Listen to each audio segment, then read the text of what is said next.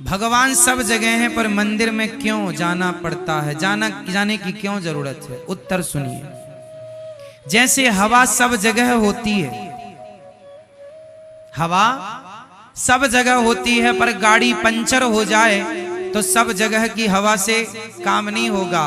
एक विशेष जगह जाकर उस यंत्र के द्वारा ही तुम्हारे ट्यूब में पाइप के द्वारा हवा प्रवेश करेगी। हवा तो सब जगह है, पर एक विशेष जगह ही आपको हवा मिलेगी, पंचर के लिए, टायर के लिए। बोलो हाँ। जैसे हवा सब जगह है, पर ट्यूब में हवा भरने के लिए एक विशेष जगह जाना जरूरी है। उसी प्रकार ईश्वर सब जगह है, पर मन की शांति, ईश्वर के साक्षात साकार दर्शन करने के लिए एक विशेष जगह मीन्स मंदिर जाने की जरूरत पड़ती है, जहां जाकर हमें शांति का अनुभव होता है। ईश्वर सब जगह है, हवा सब जगह है, पर सब जगह की हवा से ट्यूब में हवा नहीं जाएगी।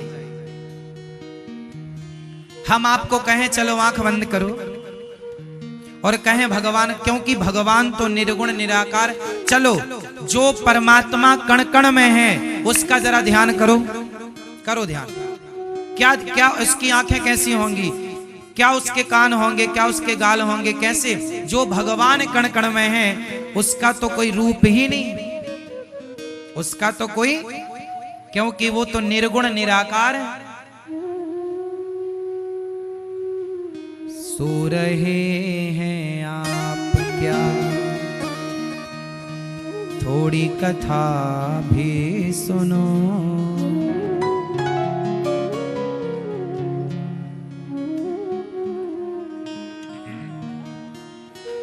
ध्यान से सुनो। जैसे भगवान सब जगह है, पर जो सब जगह का परमात्मा है वो निराकार है। ईश्वर का कोई रूप रंग, ईश्वर निराकार है। अब आपसे आंख बंद करके मैं कहूं आप निराकार का ध्यान करो, जो निराकार है उसका ध्यान ही कैसे होगा? भाई ध्यान तो आकार का ही हो सकता है, निराकार का क्या ध्यान होगा? समझ रहे हैं आप? आपसे मैं कहूं कि अपनी माँ को देखो जरा, मीन्स ध्यान करो, इमेजिन करो आपकी माँ कैसी है, तो आपकी माँ की शक्ल तुरंत आपकी आंखों में उतर आएगी, हाँ या ना? लेकिन जिस बच्चे ने अपनी माँ को देखा ही नहीं, पैदा होते ही माँ मर गई थी, तस्वीर फोटो भी नहीं है, उससे कहो अपनी माँ को देख, क्या देखेगा? माँ का ध्यान करने के लिए माँ को देखोगे तब ना ध्यान होगा। जिसने माँ देखी नहीं वो किसका ध्यान करेगा? बात किस किस के समझ में आ रही है? आ रही है? ठीक है। जिसने अपनी माँ को देखा ही नहीं वो ध्यान किसका करेगा? और जिसने मैं अपनी माँ को देखूं, अभी ध्यान करूं तो मेरी माँ की तस्वीर मेरी आंखों में आ जाती है, आ जाती है। आप देख लो, आपके भी आ जाएगी। तो देखा ही नहीं तो आएगी क्या?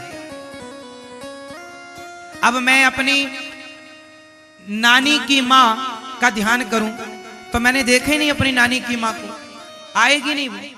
आप भी अपनी नानी की माँ को देख लो। चलो नानी की माँ जिंदा हो तो उसकी माँ को देख लो, आएगी नहीं। क्योंकि हमने, भाई ध्यान किसका करें? जिसको देखा है उसी का तो करेंगे, देखा नहीं तो ध्यान किसका? फिर तो तुम्हारी आंखें बंद करने हम ध्यान कर रहे हैं, किसका?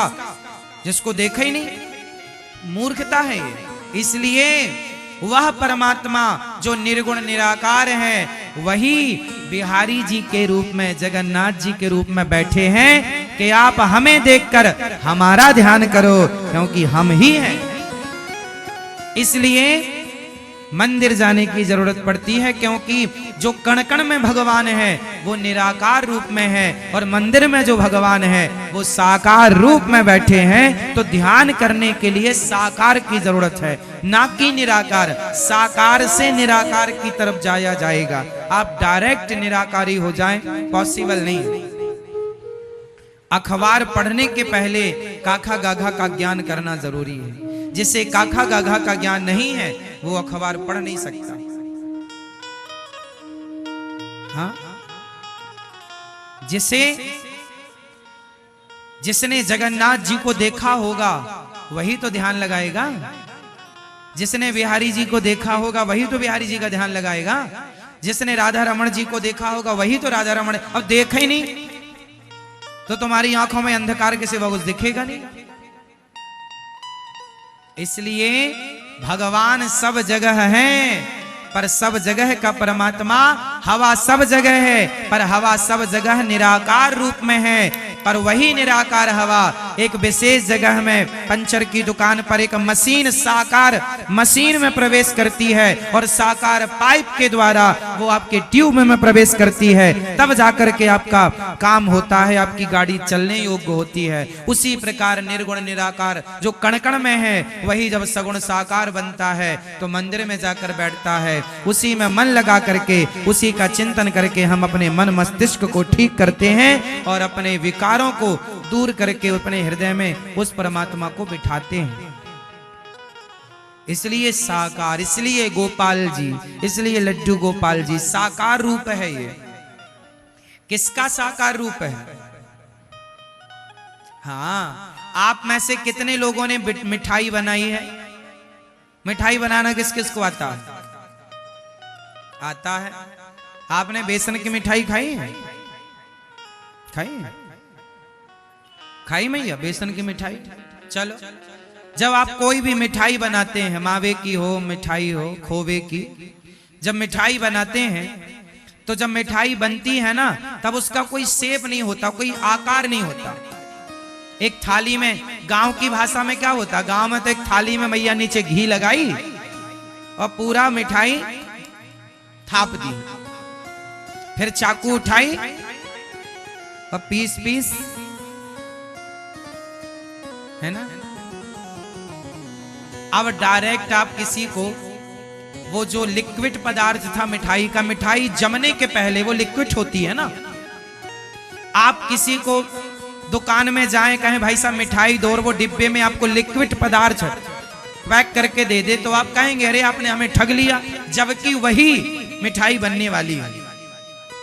अभी जो लिक्विड है उसका कोई आकार नहीं है, अभी वो लिक्विड फॉर्म में है मिठाई, उसका कोई आकार नहीं है।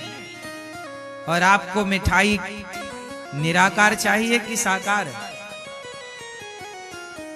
बोलो।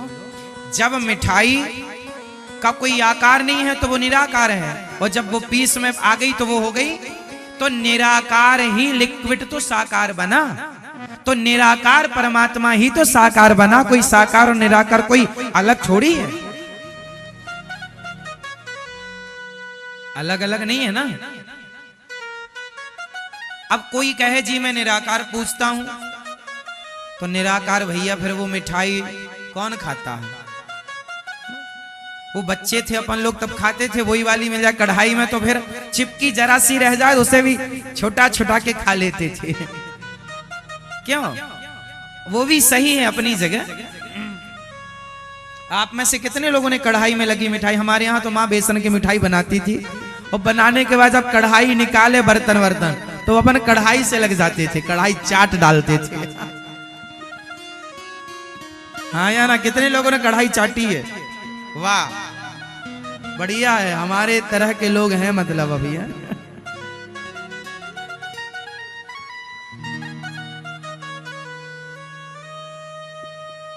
चाय बन जाए और चाय में मैया छन्नी में पत्ती से दाब के चाय निकाल ले, और छन्नी लाओ हमारी तरफ, चूस लेते थे उसकी चाय। मुंह में लगा के छन्नी और चूस मारते थे तो पूरी चाय उसमें बची हुई अंदर आ जाती थी।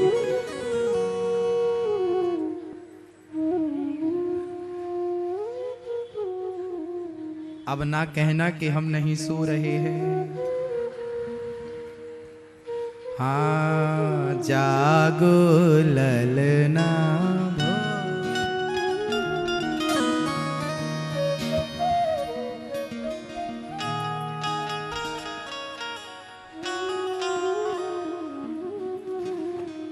तो भगवान निराकार भी हैं और साकार भी हैं, निर्गुण भी हैं और सगुण भी हैं।